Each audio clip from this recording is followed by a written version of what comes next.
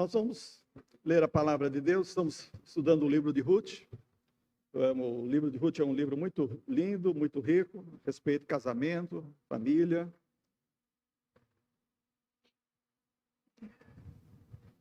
Semana passada, nós estamos no final do capítulo 1. Vamos ler o capítulo 2, a primeira parte do capítulo 2. Ruth, depois de Josué, Juízes, lá no começo do Velho Testamento, antes de Samuel, os livros de Samuel, Ruth, capítulo 2. Essa história aconteceu no tempo dos juízes, né? Antes do profeta Samuel nascer, e por isso está aqui neste lugar da Bíblia. Ruth, capítulo 2, a primeira parte, primeiro versículo em diante. Noemi tinha um parente por parte do seu marido, um homem rico e influente. Ele pertencia ao clã de Elimeleque, o esposo falecido de Noemi, e seu nome era Boaz, valente. Certo dia, Ruth, a moabita, sugeriu a Noemi: permite que eu vá ao campo respigar, colher as espigas que caírem de algum segador generoso. Ela concordou: vai, minha filha. Então Ruth partiu e começou a recolher as espigas que iam caindo e ficando para trás dos ceifeiros. Sem perceber, adentrou a parte da plantação que pertencia a Boaz, que era da família de Elimeleque. Naquele exato momento, Boaz estava chegando de Belém e saudou os ceifeiros com a paz do Senhor. Que Yahvé esteja convosco. Diante do que eles responderam: que Yahvé te abençoe. Então Boaz indagou ao capataz dos ceifeiros: a quem pertence aquela jovem? E o servo capataz dos ceifeiros respondeu: esta jovem é moabita, que voltou com Noemi dos campos de Moabe. Ela me rogou que a deixasse caminhar atrás dos segadores, recolhendo as espigas que fossem caindo dos feixes de trigo. E assim ela está trabalhando desde bem cedo até agora e só parou um pouco sob o abrigo para recompor as forças. Falou então Boaz a Ruth: ouça com atenção, minha filha. Não vás respigar no outro campo, não te afastes daqui, mas fica na companhia das minhas servas. Observa o terreno que os homens estiverem ceifando e vá atrás deles. Eis que já ordenei aos rapazes que não te incomodem. Quando tiveres sede, vai procurar os cântaros e bebe da água que os meus servos trouxerem para saciar a sede dos trabalhadores. Diante destas palavras, Ruth, prostrando-se com o rosto rente ao chão, exclamou: por que encontrei favor a teus olhos, a ponto de o Senhor se importar comigo, apenas uma estrangeira em tuas terras? Então Boaz lhe revelou: foi-me contado tudo o que fizeste por tua sogra, desde que teu marido morreu, e como deixaste pai e mãe e tua terra natal para vires morar no meio de um povo que não conhecias bem. Que o Senhor te retribua tudo o que fizeste e sejas ricamente recompensada por Yahvé, Deus de Israel, sob cujas asas de proteção vieste buscar refúgio. Então Ruth declarou a Boaz: possa eu continuar a ser tão bem acolhida assim, meu senhor? Tua atitude gentil e tuas palavras encorajadoras animaram esta tua serva, ainda que eu mereça menos do que uma de tuas servas. Mais tarde, na hora das refeições, Boaz convidou Ruth: vem cá, come deste pão e tempera teu bocado no vinagre. Ela então se aproximou, sentou-se na companhia dos segadores, e Boaz lhe ofereceu grãos tostados. Ela comeu até ficar satisfeita e ainda sobrou. É uma história muito linda, vale a pena ler, reler esse livro. Quem não conhecia, leia. Leia com os olhos de Deus, peça a Deus mostrar que grandes princípios maravilhosos nós temos aqui. E não é sorte. Algumas versões traduzem como sorte, inclusive a Almeida Corrigida Fiel. aqui traduz que ela foi entrando sem perceber.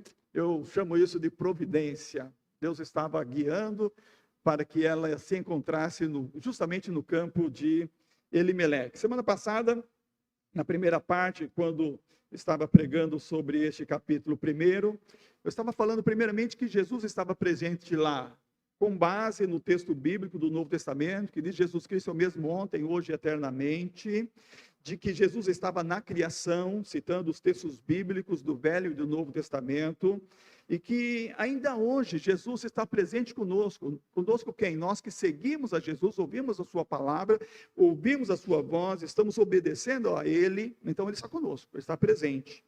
E por isso Ele estava presente também ali, naqueles dias, na vida de Ruth.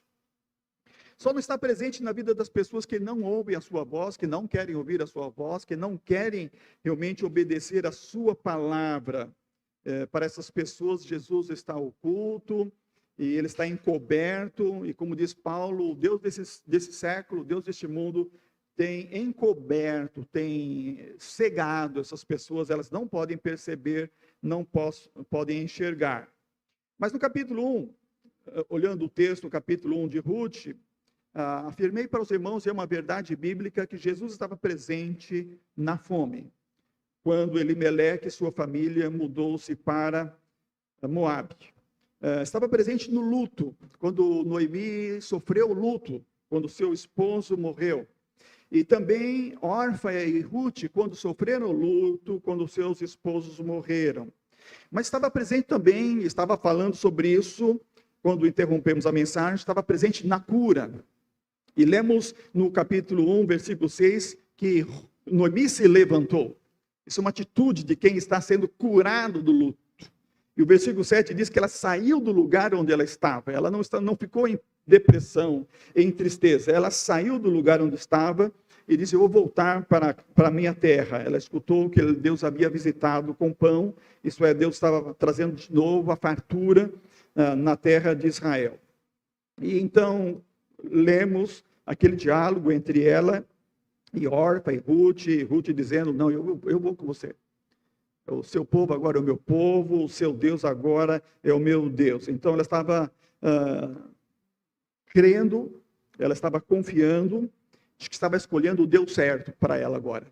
Ela estava deixando os seus deuses, os deuses dos Moabitas, estava adotando agora o Deus Yahvé, que é o Senhor Jesus, na pessoa do Verbo eterno, e ela então disse, eu vou com você. Seu Deus agora é o meu Deus. Ela estava usando aquilo que Tiago diz, chegai-vos a Deus e Ele chegará a vós. Ela estava se achegando ao Deus vivo e verdadeiro. Ela percebeu que os deuses da sua terra não eram como o Deus de Yahvé. E agora ela adotou o Deus de Yahvé como o seu Deus.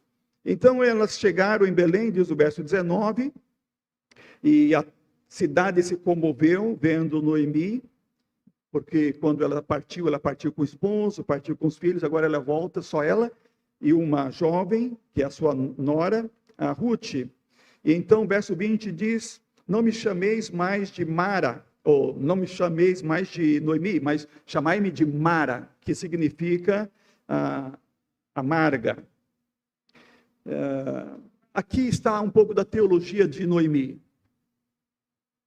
Ela tinha entendimento, ela tinha conhecimento, que o que aconteceu com ela foi coisa de Deus. Porque ela diz, o Todo-Poderoso me encheu de amargura. Muita gente em nossos dias usa uma teologia errada. Quando acontece alguma coisa de mal, humanamente falando, que desgraça, Deus não gosta de mim, Deus não me ama, blasfema a Deus. Ela simplesmente concorda que Deus a encheu de amargura, mas não tem nenhuma blasfêmia nisso aqui. Ela está dizendo, foi Deus que permitiu isso na minha vida. Ela está usando uma teologia correta. Assim como Jó, no capítulo 13, ele fala, olha, no capítulo 12, quem não entende isso? Que a mão do Senhor fez isso. Jó entendia que tudo que se passou com ele era a mão do Senhor. Deus estava permitindo aquilo acontecer na sua vida. Por trás da história, que Jó depois vai conhecer, e nós conhecemos muito bem, Deus permitiu que o sofrimento fosse enviado a Jó através do diabo. Mas ele está dizendo, o Senhor fez isso, o Senhor permitiu. Nada acontece em nossa vida se o Senhor não permite, se Ele não envia sobre nós. Então Ruth ouve de Noemi contando para o seu próprio povo mais um pouco da teologia, um pouco de teologia verdadeira. Isso é a mão de Deus, foi Deus quem fez isso. E ela voltou, então, diz o verso 22, com Ruth, no princípio da cega, da cevada, isso quer dizer no início da primavera, entre março e abril. E então começa agora uma outra etapa de Jesus presente no lar em todas as estações. Jesus presente na provisão. Já passou a fome, já ficou para trás o luto, o processo de cura já deu início, agora é o tempo da provisão. E então o capítulo 2, que li com os irmãos, fala sobre essa provisão. Começa falando sobre essa provisão, começa falando sobre Boaz, esse homem poderoso, esse homem valente, que Deus havia preparado justamente para aquele tempo de provisão. Para Noemi e para a sua nora, a Ruth. E ela então pede para Noemi, deixa eu ir apanhar espigas. Era a única coisa, a única oportunidade que as viúvas tinham na época. Não tinha pensão, como hoje, que as mulheres viúvas têm geralmente uma pensão que o INSS paga. Não tinha nada, só tinha a possibilidade de ir a um campo onde os segadores passaram e recolher aquele trigo que ficou para trás, aquela cevada que ficou para trás. E então Noemi diz, vai minha filha. Então aqui um bom exemplo, a nora falando, eu vou buscar alimento para você e para mim, cuidando da sua sogra. E ela foi, diz o verso 3, e chegou ao campo de Boaz, e é como diz Almeida Corrigida século 21, por coincidência ela entrou naquela plantação de Boaz. A King James fala, adentrou sem perceber. Eu vejo nisso uma grande providência de Deus. E esse Boaz está justamente como aquele que vai remir, que vai restaurar a alegria daquela família. Quando preguei no primeiro domingo deste mês, no texto de João capítulo 2, Jesus transforma a água em vinho. Quando a alegria vai embora e ele vem, e ele entra em cena, ele entra na casa, ele entra na vida, ele traz a alegria de volta. É isso que vai começar a acontecer agora na casa de Noemi, na vida de Ruth, porque esse Boaz é aquele que vai trazer alegria, vai trazer a provisão para a família. E quando ele vê a moça lá, colhendo entre os segadores, ele pergunta de quem é esta moça. Naquele tempo, no Oriente ainda também, é costume de perguntar, a moça pertence a quem?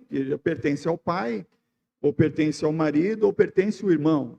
É assim que funcionavam as coisas.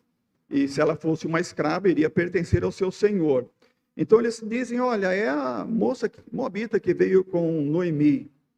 Então disseram, ela está aqui desde manhã, sem descansar. Veja só, que exemplo. Ela não era preguiçosa. Ela saiu para colher, mas levou a sério a tarefa. Ela foi colher e buscar as espigas, rebuscar para colher desde cedo, incansavelmente.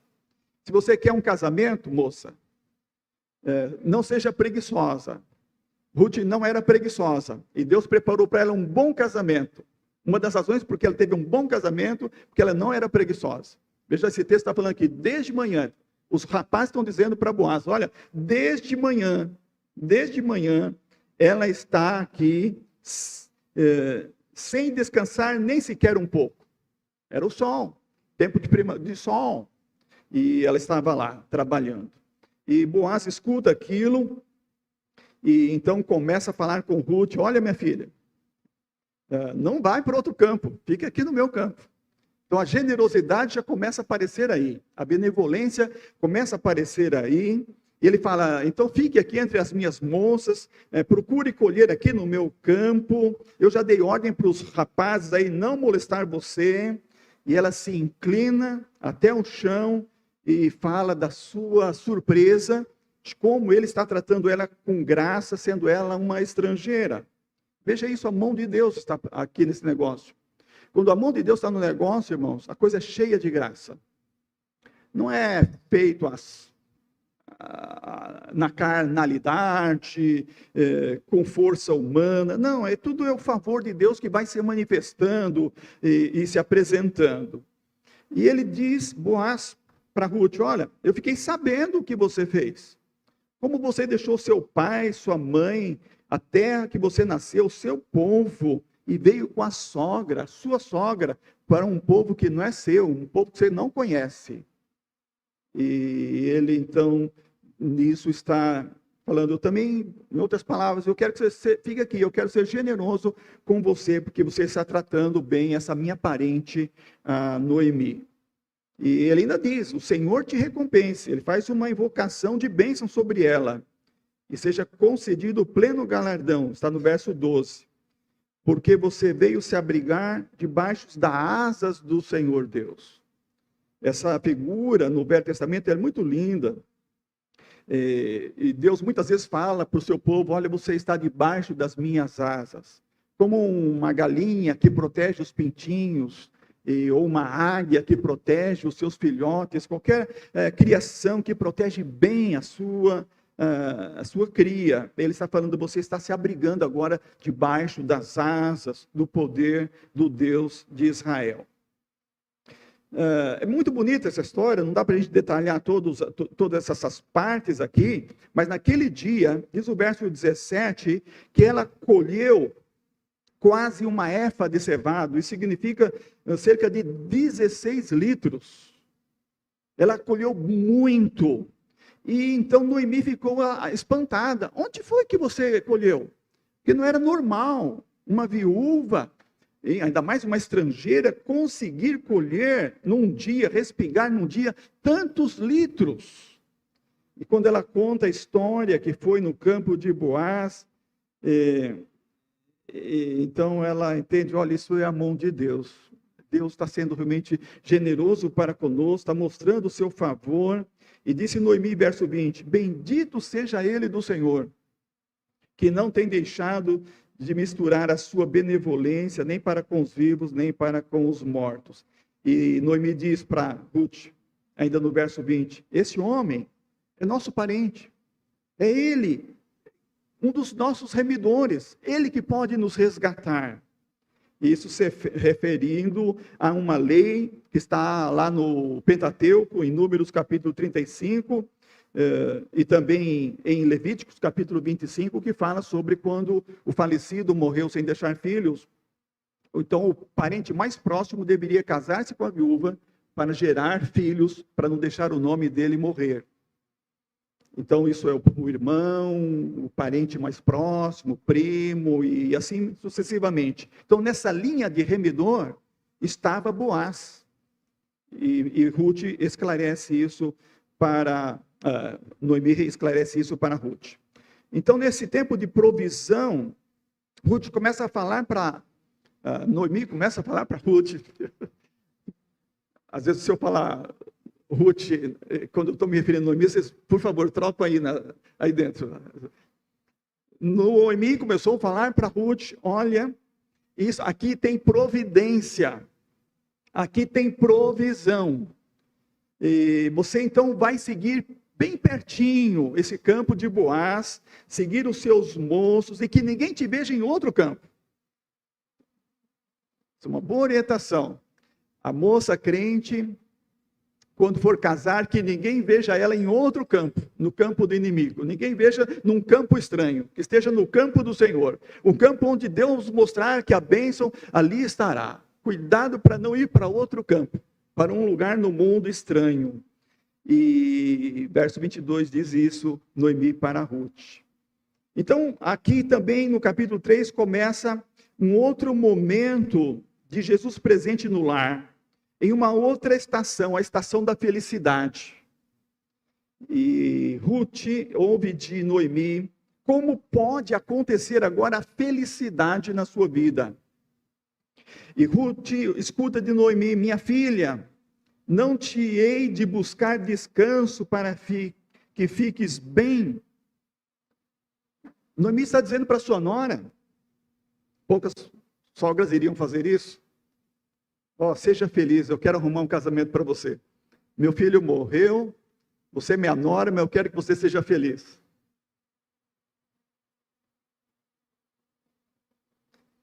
Eu, quando era viúva, eu ficava esperando alguma coisa acontecer assim na minha vida. Sabe de onde que veio? Veio da minha sogra.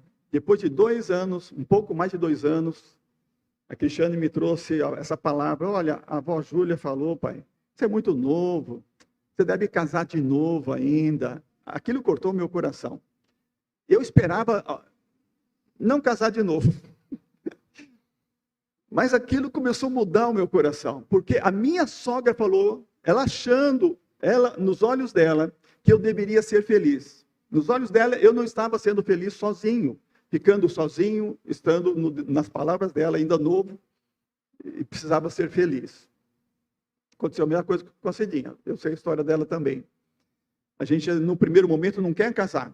A gente está no luto. A gente está enfrentando o luto. Um momento de tristeza, solidão. A gente tem que passar pelo luto.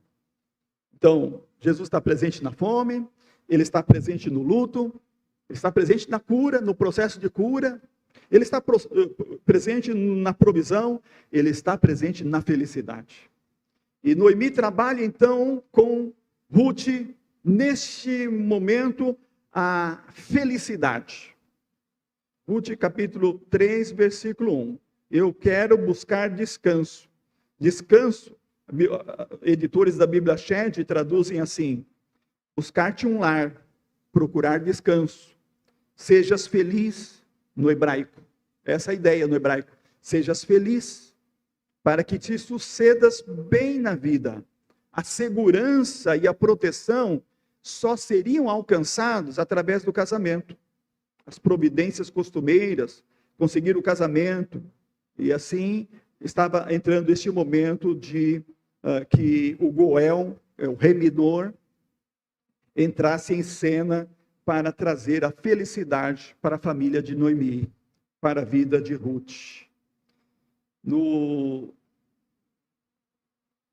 capítulo 3, então, aqui nós lemos do versículo 2 em diante, Noemi dizendo para Ruth, como que isso vai acontecer? É o único lugar na Bíblia que nós temos uma descrição como que uma viúva deveria proceder com o seu remidor. E ela diz para Ruth para ir em determinada hora da noite, lá onde Boaz estaria fazendo a festa da colheita, iria se deitar aos pés dele, descobrir os pés dele, era todo um ritual. Não tinha aqui nada de erotismo, nada de sexual, era simplesmente um ritual do povo hebreu, de como o remidor deveria ser invocado, assumir o seu compromisso, a sua responsabilidade de remir e de resgatar tudo que era do falecido. E assim ela fez, ela foi até o local à noite, e quando Boaz acordou assustado, viu que tinha uma mulher aos seus pés, ela disse, sou eu tua serva Ruth. Versículo 9. Estende a tua capa sobre a tua serva, porque tu és o remidor. Estende a sua capa, parece voltar lá no capítulo 2, versículo 12, quando Boaz diz, você veio estar debaixo das asas, se abrigar aqui, debaixo das asas do Deus de Israel. Há um trocadilho no hebraico que dá a entender que Ruth está falando justamente aquilo, estende a tua capa, você que vai abrigar. E nisso, ele então acha aquilo muito maravilhoso, e o verso 10 ele diz, olha, bendita sejas tu do Senhor, minha filha, mostraste agora mais bondade do que antes. Por quê? Ele mesmo explica isso. Ele mesmo explica no verso 10, visto que após nenhum mancebo foste, quer pobre, quer rico. Na ideia de Boaz, Ruth deveria ser muito linda, muito jovem, e ele não tão, talvez, porque ele fala assim, olha, você não foi em busca de nenhum jovem, nem rico, nem pobre, você veio buscar a mim. E então isso mostra que o casamento não deve ser escolhido pela visão. O mais lindo, jovem, ainda que seja pobre ou rico, mas alguém guiado e dirigido pelo Senhor. Ruth está seguindo a providência divina. E ela atende a orientação de sua sogra e vai até Boaz e diz: você é o remidor. Ela está sendo uma jovem submissa, uma jovem obediente e seguindo todo o ritual dos hebreus para fazer cumprir a lei. Porque ela disse: o teu Deus agora é o meu Deus. E ela quer observar a lei, ela quer obedecer a palavra, e por isso ela se submete. E o verso 11 diz: minha filha, não temas. Tudo quanto disseres te farei, pois toda a cidade do meu povo sabe que és mulher virtuosa. Então ela era uma mulher virtuosa. Boaz tinha uma segurança nisso. Ele sabia do que havia acontecido e ele tinha uma certeza: essa mulher é virtuosa. Lembra que Deus prepara pessoas especiais para se casarem. Por isso, casamento é uma coisa que tem que ser dirigida por Deus. Eu tenho certeza disso desde a minha juventude. Eu, adolescente. Desde a minha juventude eu tenho certeza disso, porque eu li na Bíblia desde quando menino, em Provérbios, que a mulher prudente vem de quem? Da indicação do amigo, da indicação da mãe, da escolha do pai. O que diz em Provérbio? A mulher prudente vem do Senhor. Tem que ser Deus é que sabe quem é virtuoso para quem. Quem vai combinar com quem, isso é muito importante. Então, virtuosa aqui é a mesma coisa que tem lá em Provérbios 31, versículo 10, a mulher ideal. Então, Boaz diz: olha, eu vou cuidar de tudo, fique tranquila. Só que tinha um problema, isso aí já vira uma novela. Só que tem um Goel antes de mim. Tem um que tem o direito de decidir primeiro do que eu. E não era ele, Boaz. Não era ele o valente, o generoso, aquele que Deus mostrou e que abençoou aquele momento. Quem era? Era o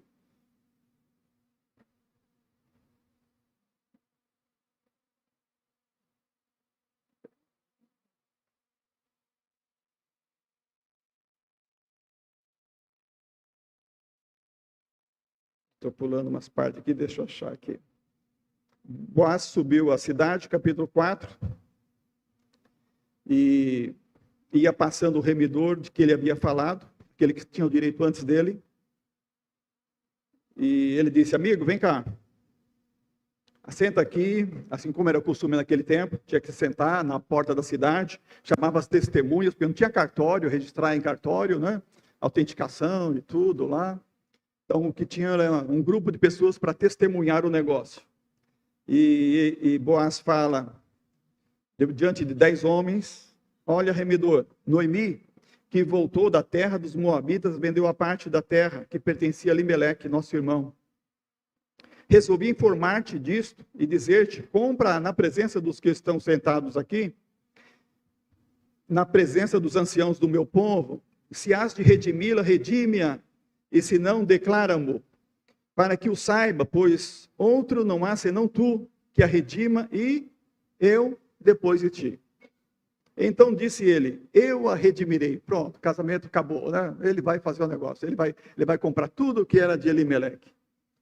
Só que Boaz tinha uma carta na manga, como diz, né? Tinha uma outra coisa que ele não falou ainda. Então ele diz: no dia em que comprares, verso 5, o campo da mão de Noemi, também tomarás a Ruth, a Moabita, que foi mulher do falecido, para suscitar o nome dele na sua herança. Então, aquele primeiro remidor queria a terra. Era um bom negócio para ele comprar aquela terra. Só que a Ruth é viúva e ela não gerou filhos. Então, o remidor tem que gerar filhos. Tem que herdar para o Malom falecido, uma herdade, um herdeiro. Então aí a novela ficou bonita.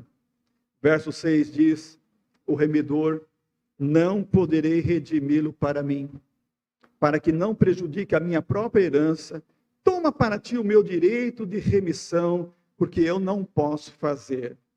Então, os irmãos que conhecem a história sabem, Boaz casou-se com Ruth, e todas aquelas testemunhas ali foram testemunhas deste negócio. e todo o povo concordou, ficou feliz, porque tanto que Quilion, o esposo de Orfa, morreu sem gerar filhos, como Malom. Então, a herança de Quilion passa para Malom, que foi esposo de Ruth. Então, Boaz, casando com Ruth, gera descendência àquela família e satisfez plenamente a lei. Diz o versículo 10, que Boaz tomou por mulher a Ruth, e ela foi a sua esposa. Então, aqui começa a parte feliz dessa história, e Jesus presente nessa história linda, ainda que de uma forma verbal, né? Porque Jesus é o verbo eterno, e Jesus, como homem, ao se encarnar, vai nascer justamente dessa genealogia em que Ruth fez parte, sendo ainda uma moabita. Outro dia quero falar sobre isso. Como na genealogia de Jesus entrou Raabe, a prostituta, lá de Jericó.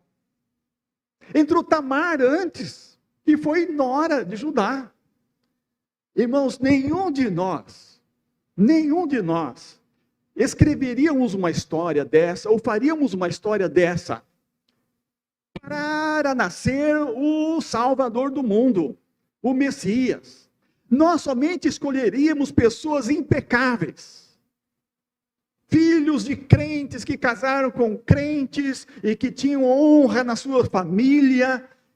Mas isso é uma outra coisa para falar outro dia. Como Deus fez na história da salvação, a inclusão de pessoas assim, mostrando que é Ele quem escolhe, e Ele quem transforma as pessoas, como transformou Ruth, ao ponto de ela dizer: o teu povo é meu povo, o teu Deus é o meu Deus.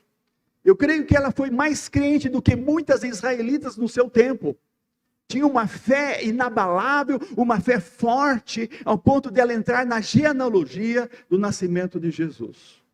E é nesse ponto que eu ainda deixei suspense alguma coisa, mensagens anteriores, que de um modo maravilhoso cada um foi formado. Não importa a sua história, o seu histórico, o seu nascimento. O que importa é onde Jesus entrou na sua vida, e o que Ele fez na sua vida, e em que você se transformou porque Jesus entrou na sua vida. Isso veremos também, Deus permitir, em outra ocasião.